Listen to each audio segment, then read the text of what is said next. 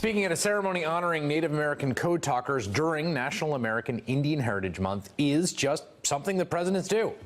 President Obama honored these men in 2010. President George W. Bush did the same back in 2001.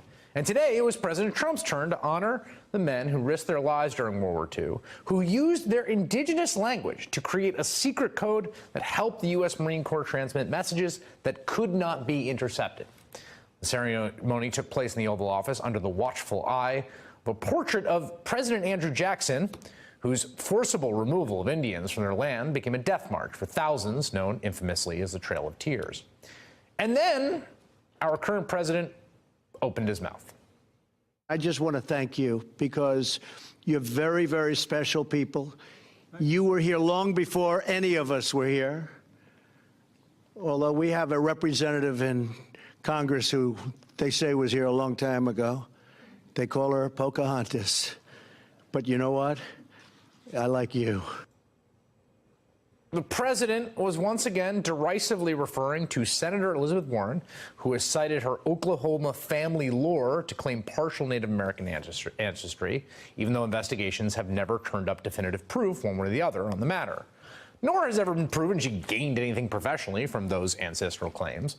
But that has not stopped the president from obsessively attacking her. Senator Warren responded earlier on MSNBC. It is deeply unfortunate that the President of the United States cannot even make it through a ceremony honoring these heroes without having to throw out a racial slur. And just in case you thought this was just Trump alone, a short time later, Sarah Huckabee Sanders made it clear the official position of the White House is one of nastiness and cheap shots. At the event that the president just did with the Navajo code talkers, he referred to Pocahontas being in the Senate. Why did he feel the need to say something that is offensive to many people while honoring the Navajo code talkers, these genuine American I think heroes? What most people find offensive is Senator Warren lying about her heritage to advance her career. Now, she said it was a racial slur. She said it was a racial slur. What is your response to that? I think that's a ridiculous response. With me now, Giassi Ross, who's an attorney, as well a member of the Blackfeet Nation. Your response to that scene in the White House today? Well, I want to push back just a little bit that this wasn't an insult to Elizabeth Warren. This was an insult to the descendants of Pocahontas. This was an insult to Native people generally. This was an insult to Native women. I would like to paraphrase my elder, my esteemed elder, Faye Spotted Eagle, by saying that Donald Trump, his filthy, nasty, lying, deceitful lips do not deserve to utter Pocahontas' name.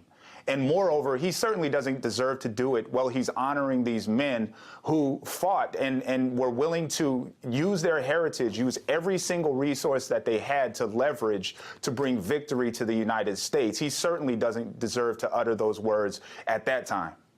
I want to play for you that, and I take your point about the object of the insult here is not Elizabeth Warren. He is obsessed with this idea, this particular slur, particularly attached to her. It is a ongoing theme. I'm going to play what he said about her in the past and ask you to what you make of this obsession. Take a listen. You'll have plenty of those Democrats coming over, and you're going to say, no, sir, no, thank you. No, ma'am, perhaps, ma'am. It may be Pocahontas. Remember that. Crooked Hillary wants far-left activist judges forced over there by Bernie and by Pocahontas. And Massachusetts is represented by Pocahontas. So now we'll only have Pocahontas to think about, because I think, I think maybe it could be Pocahontas. I hope so. I hope it's Pocahontas. What do you make of this? I think that he has a very long history that far precedes Elizabeth Warren of being derisive toward Native people, going to 1993 when he was trying to protect his own interests and keeping the Mashantucket Pequot tribe from gaming and using any sort of competitive edge, including alleging that there would be more mafioso than since John Gotti or something like that. And so it goes back a long ways, specifically in regards to Elizabeth Warren. I think he found something that plays to his largely insensitive and base that doesn't really seem to, play well with niceties and or what a lot of people refer to as political correctness. So he finds a group that has a pretty small voting base and just picks on it. Do you think, are you surprised? Well, the reaction to it does seem to me, is that this is a slur. People understand that. Do you think that the sort of way in which this plays throughout the public conversation recognizes the sort of offensiveness of it? Yeah, the thing is that the word Pocahontas is not a slur. That's a person's name, and it was and I'm not suggesting that you said that, but, it was a historical person. But obviously, he's using this to play to be entertained and to entertain other people who find our community, Native people, to be funny or to be novel. And Chris, let me just tell you really quick, for our community, for Native people, if you go to a powwow is a Native American celebration where there's dancing and where there's music.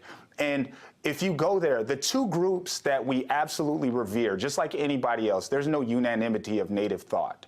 But the two groups that we revere are veterans and elders. And somehow this dim-witted, completely mush-mouthed fool managed to offend the two groups with which he said he was honoring at this time in front of a portrait of Andrew Jackson, who, as you pointed out, signed the Indian Removal Act and killed thousands of Native people.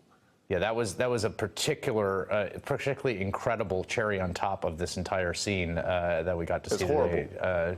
Jassy Ross, thanks for joining us. And somehow this dim-witted, completely mush-mouthed fool managed to offend the two groups with which he said he was honoring at this time in front of a portrait of Andrew Jackson, who, as you pointed out, signed the Indian Removal Act and killed thousands of Native people. Yeah, that was a particularly incredible cherry on top of this entire scene that we got to see today. Jassy Ross, thanks for joining us.